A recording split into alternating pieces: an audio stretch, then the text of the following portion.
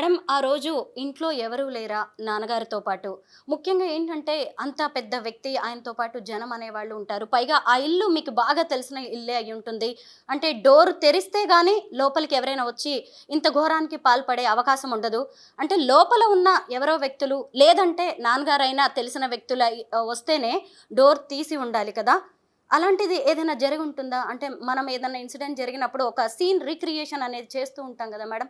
మీ doubts ఏంటి దీనికి సంబంధించి? వైఎస్ వివేకానంద రెడ్డికి తెలిసిన వాళ్ళు అందరికీ తెలుసు. మేమందరం ఇంట్లో అట్లే ఉంటాము. సాదాసీదాగా ఏ పాటికి వాళ్ళు పనులు చేసుకుంటూ ఉంటాము. ఎప్పుడూ వివేకానంద రెడ్డి గారు పక్కన 10 మంది మనుషులు తిరగడం అట్లాంటివి జరగదు. పక్కన సెక్యూరిటీ అనే వాళ్ళు కూడా ఉండరు. ఇంట్లో సెక్యూరిటీ కూడా లేదు. ఆయనకి లైఫ్ థ్రెట్ ఉంది అని ఏమైనా అనుమానం ఉంటే మేబీ కొంచెం ఆలోచించండి వాళ్ళు. అంత మనిషిని ఎవరు చంపుతారు? సాదాసీదాగా ఉండే మనిషి. సో ఆయన ఒకడే ఉన్నాడంటే దట్స్ మామూలుగానే అంతే ఒకడే ఉంటాడు. అది అందరికీ తెలిసిన విషయమే. జగమెరిగిన సత్యం. కొత్తగా సృష్టించాల్సిన ఆ రోజు మాత్రమే ఒక్కడే ఉన్నాడు అని కాదు కదా. ఎప్పుడు ఏముండేలానే ఉన్నాడు. 2019లో ఆయన హత్య జరిగినా గానీ 2017 నుంచి ఆయనకి థ్రెట్ ఉందని మీరు ఆరోపణలు చేశారు. అది ఎవరి నుంచి అంటారు మేడం? 2017లో ఎమ్మెల్సీ ఎలక్షన్స్ లో ఆయన ఓడిపోవడానికి కారణం Avinash Shankar. That was known fact.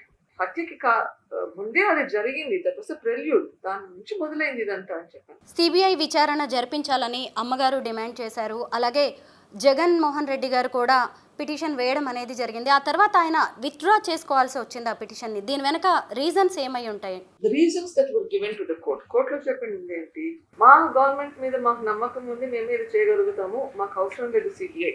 అంటే ఆయన ఇప్పుడు ఆరోపణలు చేస్తున్నా కానీ ఆరోపణలు ఎదుర్కొంటున్న అవినాష్ రెడ్డి కావచ్చు, భాస్కర్ రెడ్డి గారు వీళ్ళని కాపాడడానికి ప్రయత్నాలు ఏమైనా చేస్తున్నారు అంటారా సీఎం జగన్?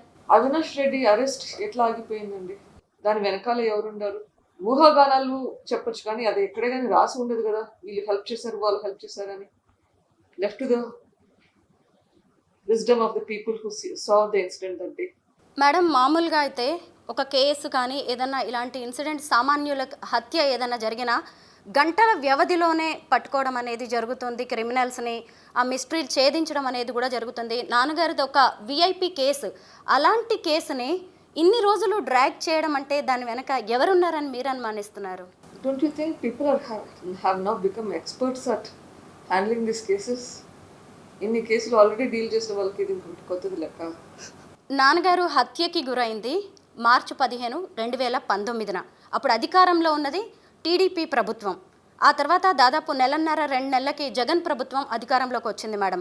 సామాన్యుల కేసులనే గంటల వ్యవధిలోనే ఛేదిస్తున్న పోలీసులు మరి ఈ కేసును ఎందుకు ఆ నెల 2 నెలల్లో చేయలేకపోయారు? దాన్ని ఎందుకు ఒక కొలిక్కి తీసుకురాలేకపోయారంటారు? ఇప్పుడు విట్నెసెస్ ని ఎంతగా ఇన్ఫ్లుయెన్స్ చేస్తున్నారో మీరే చూస్తున్నారు. అప్పుడు చేసిండరా? మీరే ఆలోచించండి. ఎవరు క్లియర్గా చెప్పకపోతే పోలీసులు ఏం చేస్తారు? పోలీసులకు తెలిసి చేయలేదా? ఏం లేదు. అంటే ఆ నెల 2 నెలల్లోనే సాక్ష్యాలు తారుమారయ్యి ఉండొచ్చు కదా మేడం. అప్పుడే కేసు ఒక కొలిక్కి వచ్చి ఉంటే బాగుండేది కదా.